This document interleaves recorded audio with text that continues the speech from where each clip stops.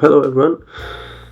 Today I wanted to talk about this platform that I built called CineFlowStudio AI. This is a platform meant for AI filmmakers or anyone who wants to generate AI videos. So let's say you have an idea, or it doesn't need to be a full story, but you just have an idea and you want to build up on it and generate images that then you can animate. So first thing you see when you enter the platform, if you go to CineFlowStudioAI.com, you'll see this homepage, and if you click on watch demo, you can see some of the main features of the platform, but of course I'm going to go through all these step by step. So if we go back to the main page and we start a new project, the first thing you will be asked is to name your project, which can be, for example, I'll just name it test, and you're allowed to select the genre, which can be, for example, thriller, and you can also choose a mood, which can be, for example, mysterious, and you can decide if you want to upload a reference image or just start creating your project. Here, as I said, you just need an idea, you don't need too many details, and then you can enhance your input and generate a narrative using AI. For example, we can say an Asian girl in her 20s is walking in an industrial area during evening. Something is off. She looks at the clock and she disappears. Her clothes lay on the ground. A fox is now close to her clothes. Let's enhance the input. So the AI is basically going to generate 9 different scenes. Yes, as you can see, now everything is generated, and we'll have 9 different scenes that we will then use to build up our story. And here we have also a recommended shot type. Now that we have all our story, we can go to visual style. Here we can first thing choose our aspect ratio, which can be, for example, ultra wide for cinematic movies, and then you can choose the lighting. Let's choose hard lighting, and you can change this whenever you want, and you can also not select anything, but let's go with hard lighting. Type of shot, I recommend this to not select anything from here, because as you could see before, the AI is already recommending you a certain type of shot for each scene, but then of course you can change it whenever you want, also later, but I'm not gonna select anything right now. Here you can select film aesthetics, and this can be one of these movies that I added here, but of course I will update this in the future and include more movies based also on people's feedback, and I'm gonna go with Joker for now. You can select the camera lenses. For example, I'm gonna go with 85mm portrait. You can select the film effect, let's say dark, moody, underexposed, and then the color palette, you can decide. Let's just keep this not selected, and I will go with the Panasonic camera, and then I'll just save and continue. So now the settings are saved and will be applied in the next tab. So if we hit on continue, and now we can go to the reference tab. So here you can create a general image or a character or a location. Let's say we want to create a character which can name Annie. And we say this is a character. We can select our model. I only have Nano Banana Pro now. This is the best for this kind of work. You can select 2K or 4K. And here what you can do is 2 different things. You can generate a single portrait, or you can generate a character reference sheet. And this idea I took from a YouTube channel called AI Video School. This generates a reference sheet of your character, and this helps with character consistency. But let's go for a single portrait for now, and here let's say a young Asian woman in her late 20s with short black hair, green eyes and goggles. She is wearing a black leather jacket, gray t-shirt, jeans and dark brown boots. So now if we generate as a single portrait without enhancing it with AI, this will just generate a general picture without taking into account whatever we set before in the visual style. However, if we now use the same prompt and we enhance it with AI, you will see that this will take into consideration everything we said before. So the film aesthetic, the lighting and everything. So you see now this is, for example, taking into account, film aesthetic inspired by Joker, the camera and everything before. So if we hit on generate this image, you will see here we have our first image has already been generated, and you can see this is pretty general. The other picture, as you can see here, matches our visual style much more. And now we can use both of these images as a reference image for whatever we want to do, and we will be able to use this in the next tab as well in the storyboard when we will actually start generating the images for our story. But I wanted to show you also how the reference sheet works. So if we select reference sheet and if we select one of the two images as a reference, we can generate the same character from different perspectives. And we don't need a prompt here, so we can just hit on create. Of course, here it's asking us to enter a name and hit on create. Here it is now, our character from different perspectives. You can see a front, a close-up shot of her. You can see how she looks full body, and also from the sides and from the back. And we can move on to our storyboard. And we will be able to use all of these three images as reference images. But now I will just show you how the storyboard works. So in the storyboard now you have 9 different scenes, and to work on each scene it's enough to click on them and the detail will appear on the bottom of the screen.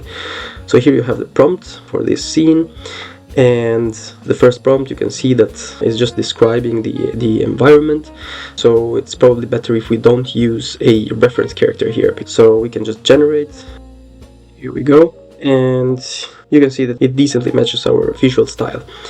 And what I want to show you is, let's do a medium shot. So the protagonist stops walking and looks behind them, and so on and so forth. So in this case we can select this reference image and we can hit on generate, and here we have exactly what we asked for. So we have our character. You can see that it matches her face, and it matches the mood, and it matches the background and everything else. So what we can do now is a bunch of different things. So for example, we can edit this image. You can have different reference images as well here, and you can edit this image. Or you can in general just not use any reference image, but just edit this one and just say, for example, add a black handgun in the woman's head, and you just apply the edit. And here we go. As you can see, now we have a handgun in her hand. And another feature that I wanted to show you is the multiple shot feature. So the multiple shot feature basically allows you to choose from different types of shots. So it will take this image and it will give you different perspectives. So for example, if we want an extreme close-up and for example a Dutch angle, we can generate these two shots. In addition to these, you can see some interesting options here. There is a cutaway shot, for example, which will focus on a non-human element of this image. We also have the action continuation. What this will do is to imagine what could happen after this scene. And here we have the two new shots generated. Here we have our close-up shot. You can see that the character consistency is maintained, the jacket is the same, her face is the same. There's a Dutch angle shot, and you can see it's pretty good. And what we can also do is try some other types of shots. Of course, we can select another image of this series, and let's say, for example, action continuation, and let's see what comes out. And here we go. So let's see what came out. We have the next shot that is basically the continuation of this shot. So let's say we want to generate, for example, this scene now. We can, for example, use this as a reference image, but we can also use this one as a reference image. So now if we hit on generate, here we have our image. We can also see a small part of the black leather jacket here. Another feature that I want to show you about this platform is the capability of using elements. So for example, let's say you're interested in one specific element of a certain image. So for example, it could be the clothes of this character, which we can use in the next scene. As you can see from here, the clothes of the protagonist are laid in a heap on the ground and so on and so forth. So let's say we need the clothes of this character. What we can do is to generate them as a reference. So we can go back here and we can select a name, or we can write a name, and it's clothes, and we can leave the category as general.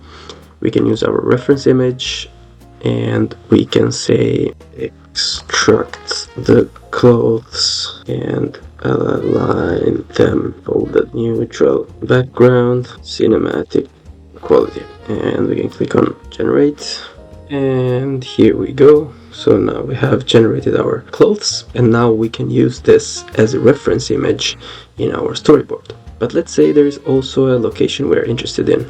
So for example, this location here. What we can do is to use this as a reference image and remove the woman and keep only the rest as a location. So the reason why this is here is because any image we generate on our storyboard, we can save it by clicking this button here as a reference, and once we save it as a reference, it will then appear in the reference tab. So if we now use this image as a reference and we say remove the woman, and we hit on generate, and here we go, we have our location. So as you can see now, the woman has been removed, and we have this as a location which we can use to generate our next images. So now if we go on the storyboard and we open one of the scenes, we will see that all the new images we generated can be used as references. So let's say now we want to generate this scene. We can select both our images, and we can say that the clothes of the protagonist are laid in a heap on the ground. We can also edit this. If we want to be sure that no one is on the scene, we can just delete this part and just hit on generate. And here we go. We have basically the stack of clothes on the ground. So now if we want to generate our next scene, we can click on the scene number 7. And here we can read that the fox's head emerges from the shadows.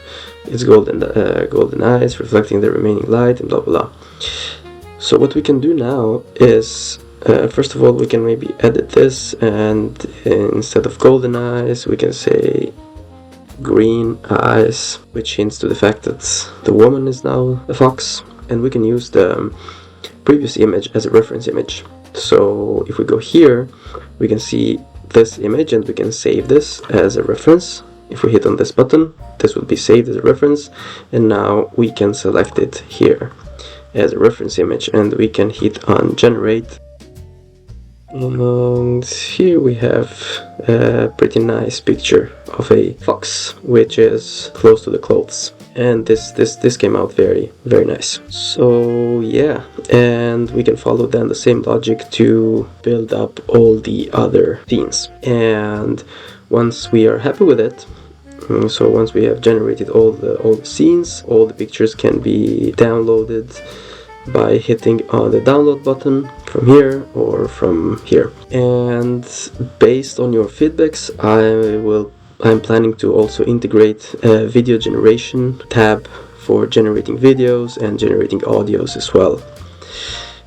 And if you also want to export this project, there is an export tab which will allow you to export all the images you have generated with the prompts. So if you hit on storyboard PDF, this will generate a preview of all the images you have generated and the